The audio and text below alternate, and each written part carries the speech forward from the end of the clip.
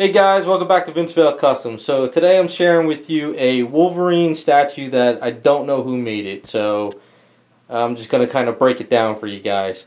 Actually, I have two friends here today that actually know who made it. So who the hell made this statue? Halama. Alright, so Halama made this statue and I pretty much cleaned it all up.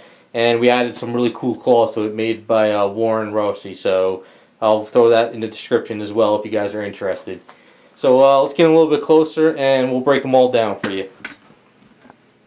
So he did come with a different base, but my friend actually gave me this base here. It's actually two bases cut in half from a big one. So these rocks around here went onto another base. So what I did is I chopped it down and then I filled in this because it was all hollow. So actually there's all like wood and there's resin and there's all this stuff shoved in here. And then what I did is I seamed it all up, and that pretty much worked out pretty well.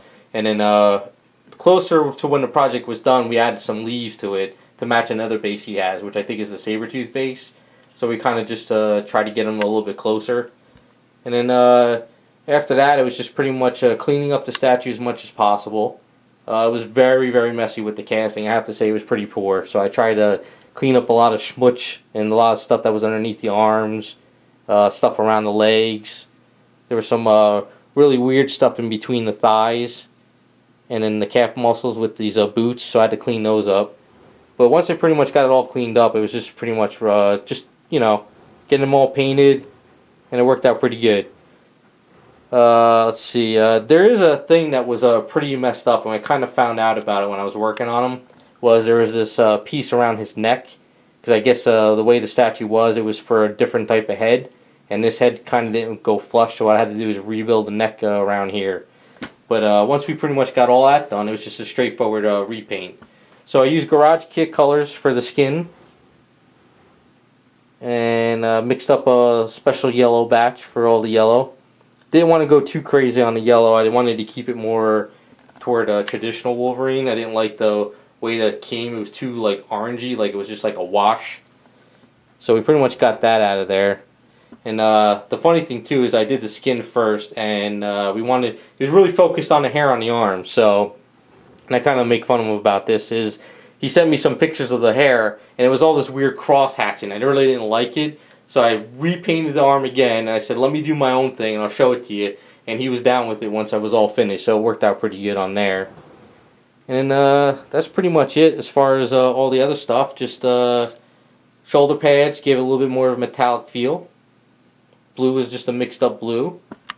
Now as far as the claws, Warren made these claws because the claws that came with this thing were a nightmare to get out. Literally, it was like a fish hook.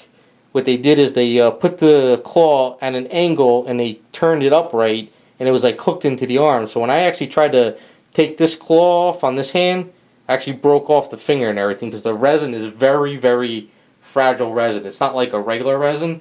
It's like literally, if you drop this statue on the ground, it's going to shatter in a million pieces. So this is one thing you got to be careful with this thing. Really good sculpt. Definitely screams Wolverine. One of the better ones.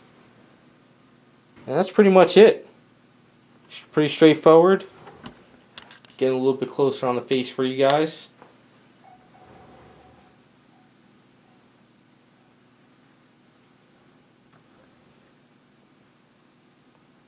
And just a pretty simple paint up. Now, of course, when he came to pick it up today, he wanted something a little bit extra underneath the base, so we'll kind of show you guys that.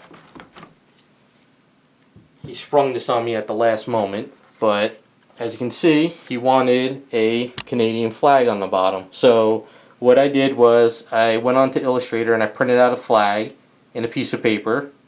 I cut out this square, I cut out the leaf, and I cut out this.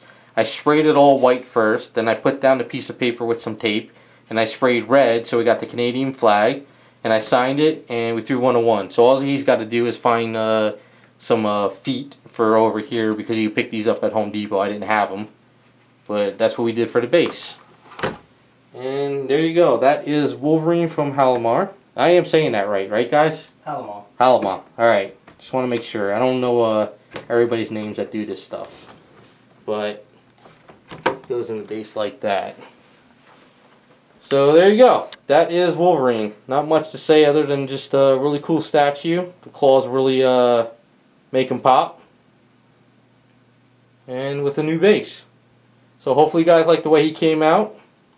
Thanks for watching, and we'll be back with some more videos.